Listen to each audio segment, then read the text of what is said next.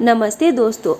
तीर्थ यात्रा। शर्मा जी और उनकी धर्मपत्नी कौशल्या जी ने सोचा कि अब तो बेटे रोहित का विवाह भी हो गया, बहू देख लिए और दादा दादी भी बन गए, अब गंगा नहाई ले, क्यों ना अब हम लोग तीर्थ करने चले जाए। वैसे भी जिंदगी का क्या है, कब शरीर में जंग लग जाए किसे पता। यही सोचते सोचते एक दिन शर्मा जी ने अपने बेटे रोहित से कहा कि बेटा रोहित, मैं और तुम्हारी माँ तीर्थ जाने का विचार बना रहे हैं, तू हमारी टिकट करा देगा क्या? हम लोगों ने इसी हफ्ते जाने का सोचा है। रोहित पिताजी की बातों को सुनकर कश्मकश में पड़ गया कि पिताजी को आखिर क्यों क्या बोलूं। रोहित की पत्नी शांति रोहित से कहने लगती है, माँ पिताजी को दिखाई नहीं दे रहा है क्या? अभी घर में कितने खर्चे हैं, ऊपर से तीर्थ पर जाने की सोचने लगे। रोहित भी अपनी सहमति जाहिर करता हुआ कहता है, वही तो मुझे भी समझ नहीं आ रहा है कि क्या करूं। शालू का एडमिशन भी कराना है, सब कुछ एक साथ तो नहीं हो पाएगा ना।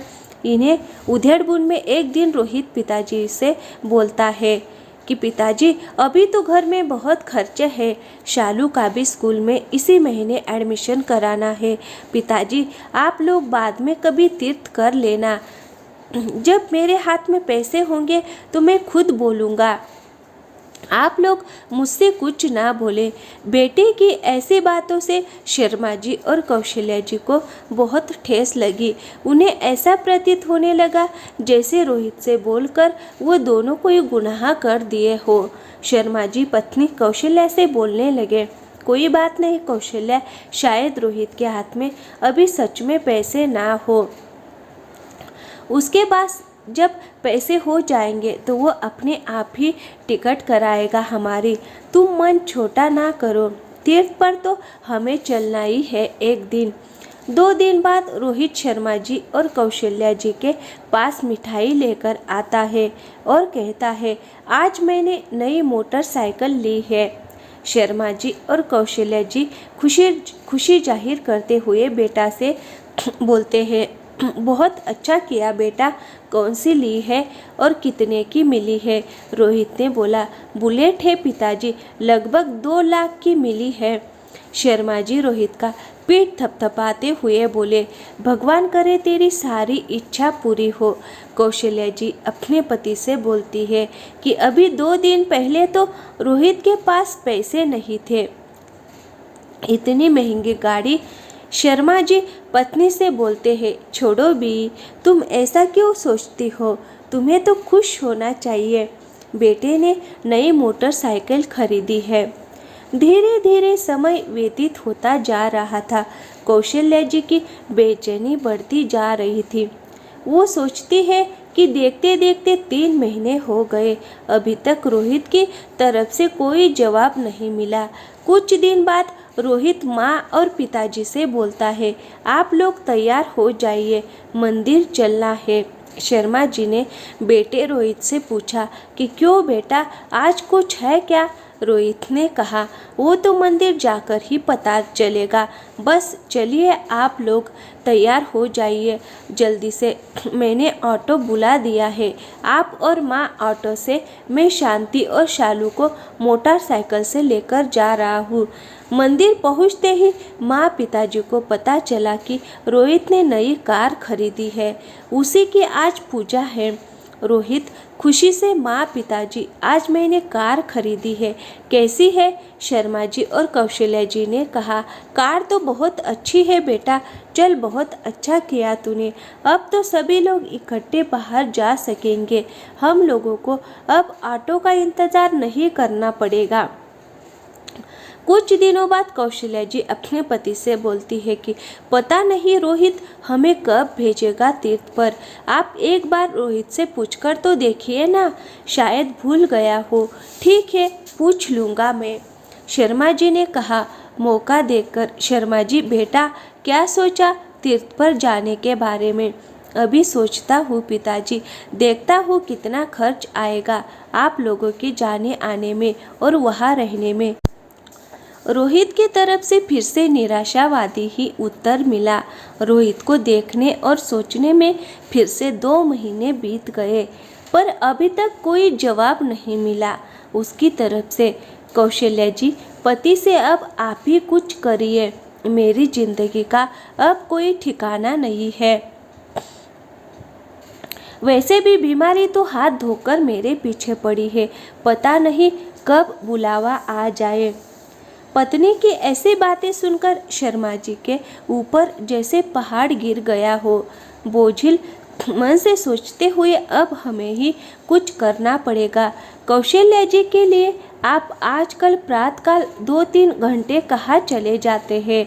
माँ भी बोल रही थी आपके बारे में। रोहित पिताजी से पूछता है।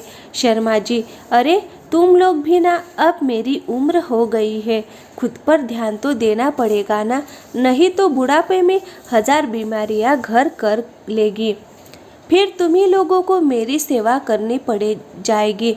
सोचा कि अब प्रतिदिन सुबह कुछ घंटे टहला करूं, वैसे भी घर में तो बैठा ही रहता हूँ ना। शर्मा जी का एक क्रम 3 महीने तक चलता रहा। फिर एक दिन शर्मा जी, रोहित बेटा, ये ले कुछ पैसे और तू हमारी कल की टिकट करा दे।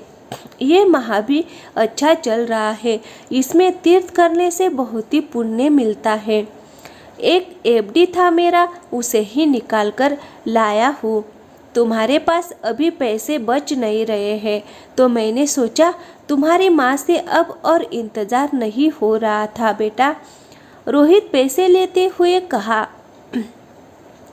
ठीक है पिताजी, मैं आज ही की टिकट करा दे रहा हूँ, आप लोग बस तैयारी पूरी कर लीजिए अपनी। अगले दिन रोहित, पिताजी निकलने का समय हो गया, जल्दी करिए आप लोग। कौशल्या जी को एफडी की जानकारी नहीं थी। वो शर्मा जी से पूछती है कि आपने एफडी कब जमा की थी, और अगर जमा ही की थी तो क्या ज़रूरत थी आपको एफडी के पैसे निकालने की। रोहित के पास जब होते पैसे तो वो स्वयं ही हमारी टिकट करा कर भेजता। आपने सही नहीं किया जी। अरे, बुढ़ापे में हमें अपना हाथ खाली नहीं करना चाहिए था। कल के दिन अगर हमें कुछ पैसों की ज़रूरत पड़ी तो कौन देगा? वैसे ही रोहित ने हर महीने जितने पैसे हम लोगों को देता है, उसमें तो हमारा गुजारा चल नहीं पाता है। जब दोबारा मांगते हो तो वो हाथ ही खड़े कर देता है। शर्मा जी और कौशल्या जी के जाने के 3 दिन बाद एक परिचित आदमी शर्मा जी पुकारता हुआ आता है। रोहित को देखकर उससे पूछता है, शर्मा जी यही रहते हैं क्या? वो लंबे लंबे से है। रोहित कहता है, जी हाँ, पर आप कौन? वो तो घर पर नहीं है। कुछ काम था क्या आपको? जी, मेरा नाम हरि तिवारी है। शर्मा जी प्रत्येक सुबह हमारे मोहल्ले में सबकी कार की सफाई करने आते हैं। वो 3 दिन से आए नहीं, गाड़ी साफ करने। सोचा हाल चाल पूछ लूँ, बुजुर्ग आदमी है, कहीं तबीयत तो नहीं खराब हो गई उनकी। ठीक है ना। उस परिचित की अपरिचित के आदमी की बातें सुनकर रोहित को यकीन ही नहीं हुआ कि पिताजी ने मुझे जो पैसे दिए थे वो मन ही मन पश्चाताप की आग में जलने लगा। पिताजी के इंतजार में पलके बिछाए बैठ गया। शर्मा जी और कौशल्या जी के वापस आने तक सब कुछ बदल चुका था। शर्मा जी वही के वही थे, एक लंबी सांस लेते हुए, बहू मेरा नाश्ता लगा दो, मुझे काम पर जाना है। शर्मा जी मन में सोचते हैं, मैं तो सोचा था कि तीर्थ से वापस आने के बाद मैं काम छोड़ दूंगा, पर अपनी कमाई के पैसों से जीने का मजा ही अलग है। एक बुझी सी मुस्कान लिए, अच्छा तो कौशल्या जी, मैं चलता हूँ अपनी मंजिल पर। तो दोस्तों, कैसी लगी कहानी? अच्छी लगी हो तो वीडियो को लाइक करें, और हमारे चैनल पर नया हो तो प्लीज़ चैनल को सब्सक्राइब ज़रूर कीजिए। थैंक यू, धन्यवाद।